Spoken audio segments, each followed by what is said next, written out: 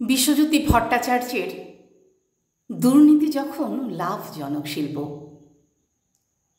দুর্নীতি যখন গিলে খায় সমাজের ফুসফুস, হৃৎপিণ্ড, দেশের মানচিত্র, অপরাধের পাকে ডুবন্ত মানুষকে চেনা হয়ে উঠে দায়। দেখবেন ঠিক তখনই বেড়ে চলে কেমন ধর্মীয় উন্মাদনা, পুজো পার্বণ, কীর্তন, হরেক উপাসনা, সবই নাকি পাপ মোচন, পুণ্য লাভের আশায়।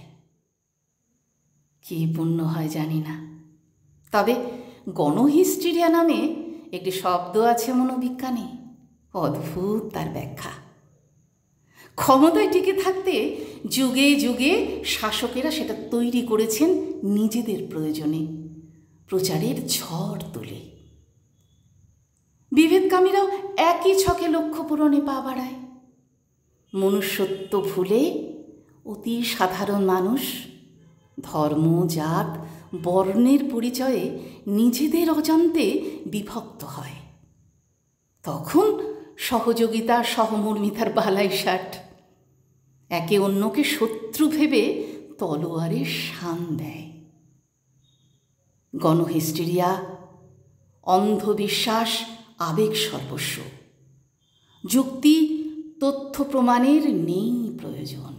সেখানে হিতাহিত জ্ঞান শূন্য মানুষ কি করে নিজেরাও জানে না, মানে না পরামর্শ।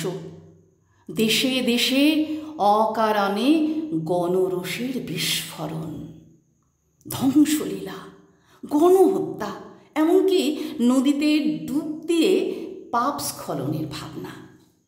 হতেই পারে গণহিস্টিরিয়ার অনুপম নমুনা।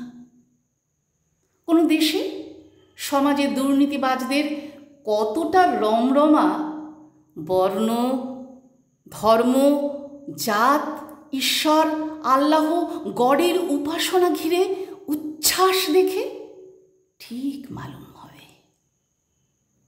কাজ কিছু নেই, শুধু রাজনীতি পেশা করে যখন কিছু মানুষ রাতারাতি হয়ে ওঠেন ধনবান, অনাচার না গেলে কি সেটা সম্ভব?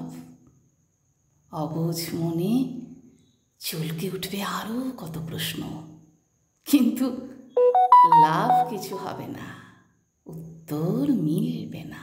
কারণ অন্যায় কাজ যত ন্যায়ের মান্যতা দিতে সমাজ চালু করে নেয় হরেক ফন্দি ফিকির, অসৎ পথে জীবন যাপন, ধন সম্পদে ফুলে ফেপে ওঠার পাপ, ধুয়ে যাবে নদীর জলে এমন অদ্ভুত বিশ্বাস, তখনই তীব্র হয়।